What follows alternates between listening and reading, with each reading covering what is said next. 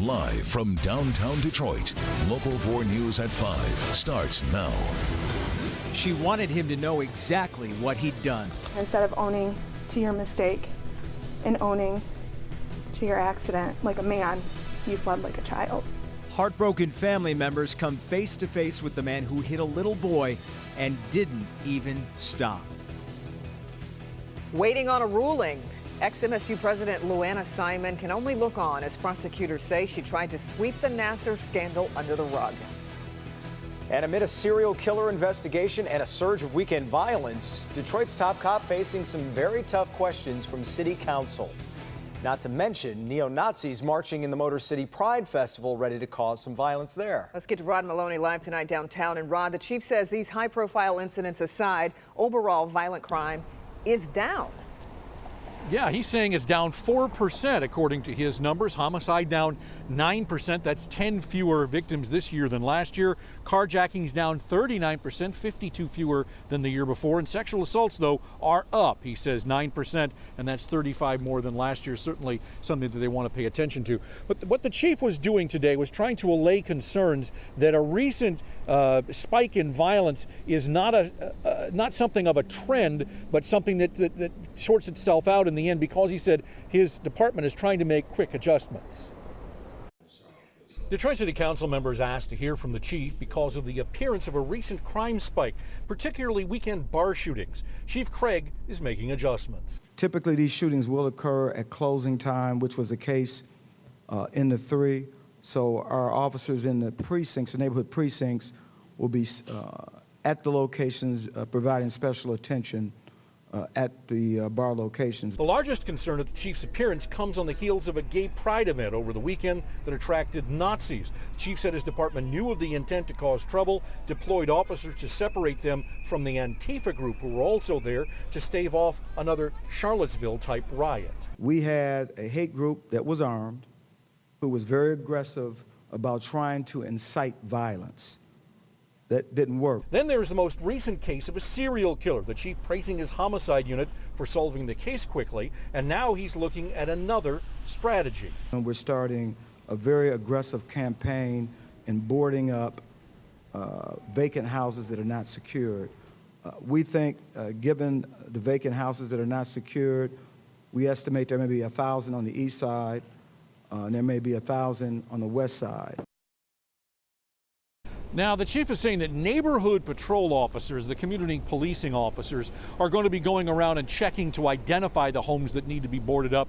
And then he says that the Department of Health and Human Services is going to do the rest in terms of making sure those houses are secured. In the meantime, chief also said that the claims that the Detroit Police Department was giving an escort to the Nazis that were here over the weekend is untrue. He said they had a barrier to prevent violence. Back to you. So, Rod, did the chief tell council what he believes is the most difficult crime problem that the city is facing? Yeah, he said the thing that he says that nobody can control, and he wishes they could, is the sort of senseless sense of being slighted or being somehow pushed around and then pushing back with violence, such as shooting somebody for cutting them off in traffic. Oh, yeah, that's senseless indeed. Okay, Rod, thanks. Jason. Two key moments today in the hearing that will decide if ex-MSU President Luana Simon will go to trial. An MSP detective on the case had an interesting answer when asked if he believed Simon lied, and something the judge said that may hint at what her ruling might be. Nick Monticelli's been following every minute of today's hearing, which hasn't yet produced a ruling yet, Nick. Not yet, and that's because we're not done with testimony. Today marks the 5th day for this hearing, but it was interesting, kind of inside baseball. But as you heard the detective talked, we heard from a judge, and we heard the reason the defense might try to throw this entire case out. So during your interview, did you ask the defendant about Larry Nassar? We did. MSP Detective William Orange sat on the witness stand making bold statements about former MSU President Luana K. Simon. I don't have any doubt that she lied to us. I believe she did lie to us. Simon is charged with lying to a peace officer during the state's investigation into a potential cover-up of the Larry Nassar scandal. She says she only knew of an issue with a sports medicine doctor, not that it was Nassar. The state says she is lying to avoid criminal and civil responsibility. That is ridiculous. There is not a shred of evidence not a shred of testimony on this record to prove that. The strongest argument so far is an alleged notation by the university's Title IX coordinator, a handwritten note reading Nassar on a folder with an agenda for a meeting with Dr. Simon. In discussing whether some evidence could be admitted, Eaton County Judge Julie Reinke discussed what probable cause she believes exists so far. And some believe her comment could point towards her future ruling. I have seen lots of agendas with sexual assault and OCR on them. I think they provide probable cause that Dr. Simon knew what was going on, and there is a reference to the osteopathic medicine department. So is that an indication of what her ruling might be? We're going to have to wait and see. Day 6 is going to be in July, and the defense is now contesting that as part of the charge of lying to a peace officer, the suspect, has to know they were talking about a criminal investigation. The defense is now saying Leanna Simon didn't even know about that. They will likely try to get the case tossed on that.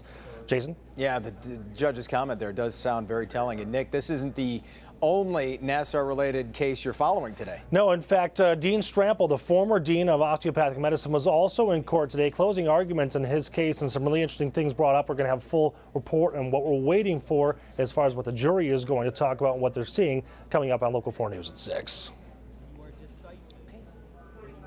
We look forward to your report then, Nick. Thank you. FBI agents were seen going in and out of a Clinton Township business this morning, and agents left in cars loaded with boxes. So the FBI says they were at Rehabilitative Counseling and Behavioral Services of America, which is located on Groesbeck Highway near Kelly Road. They say they were conducting a search warrant. The FBI says it's looking into healthcare fraud, and that's all they're saying right now. 18 months to 5 years is how long a Pontiac man will spend behind bars for his involvement in a hit and run. You're looking at Dominique Amos. He was sentenced today for hitting 12-year-old Christian Castle and subsequently driving off. Castle was riding his bicycle when he was hit. He survived the accident, but his family tells Larry Spruill things won't ever be the same. Your Honor, now calling docket number 10, people of the state of Michigan versus Dominique Amos. Wearing a jumpsuit and handcuffs, Dominique Amos faced Judge Nancy Grant Tuesday morning. Police say he hit a 12-year-old boy with his car and kept going back in January. 12-year-old Christian Castle survived, but his aunt Laura Colburn told the court Tuesday little Christian will never be the same. He loved running. He thought he was the fastest person in the world. He can't run now. He has to have a brace on his leg because the signal in his brain doesn't tell his leg when to step. He is at a second grade level as opposed to being a 7th grader. Police say Amos hit Christian while riding his bike. Amos hit him with his 1996 Econoline van on Baldwin near Gardner Street in Pontiac. He kept driving. About a month later, police arrested Amos in Central Illinois. What affects our family the most is all of the actions that were taken after the accident. The decision to make sure he wasn't on the van, the decision to make sure his bike wasn't there, the decision to leave the van, the decision to leave the keys, the decision to flee the state of Michigan. And instead of owning to your mistake and owning to your accident like a man, you fled like a child. Judge Grant says because of that, she sentenced him to 18 months to 5 years behind bars. He will also have to pay fines. We're not upset about the accident. We're upset about your decisions after the accident. We're hurt by the fact that you didn't even bother to find out what happened to the little boy that you hit. And we hope that this will give you the opportunity to reform yourself. Reporting in Pontiac, Larry Spruill, Local 4. Yeah, and Christian's family says it's going to be a long road ahead for him. He's currently doing 5 days a week of physical therapy. Well, let's check the weather, and man, I really hope you were able to get outside today, at least for a few. Picture perfect everywhere as we look on from our Windsor Tower cam there. Yeah, it's beautiful. It doesn't even look real. We just want to keep the streak going, so let's get over to Ben and see what's happening. Hi, Ben. Well, yes, Kim and Jason, we will, in some respects, keep it going, but there's going to be some fits and starts in this forecast. Let's focus on the good stuff first. Mid-70s outside, low humidity, light winds, no rain. I mean, it is gorgeous out there. Tomorrow, it will seem very similar, but today is definitely going to be the winner. In fact, when you put the next 2 days next to each other, this looks phenomenal. This, not so much. Temperatures tomorrow, pretty much almost what we saw today. Will drop about a dozen degrees on Thursday, bring in a ton of rain, depending on where you're at. We'll look at those totals and how the weekend is shaping up, all coming up in a few minutes. Guys? Okay, Ben. The Detroit Federation of Teachers strikes a tentative agreement with the district concerning wages. The agreement will be reviewed with members of the union Thursday. The DFT's executive board has already approved this agreement, although it's not constitutionally required because only a portion of the contract was renegotiated. Members will have a chance to vote on it. Well, leading up to the presidential election, there will be 2 nights of Democratic debates right here in Detroit, and we know where they'll be held. The debates will be at the Fox Theater here downtown on July 30th and 31st, hosted and moderated by CNN. 10 candidates will be included in each debate, but right now no word on exactly who might be participating. Meantime, 2 weeks from now, or from tomorrow, I should say, NBC is hosting the first round of debates in Miami on June 26th and 27th. We are off and running on Tuesday. Here's Hank Winchester. This was Phoenix Williams then, a young boy bullied on the school bus in 2015. This is Phoenix Williams today, all grown up, and he has an incredible message for you. We'll have that story new tonight. Okay, Hank, and 2 bitter rivals in the race for the White House set to cross paths today in the heartland. But first, baseball legend David Ortiz rushed back into surgery as investigators rule out a potential motive in that shooting. And we've just gotten some very promising news about his recovery.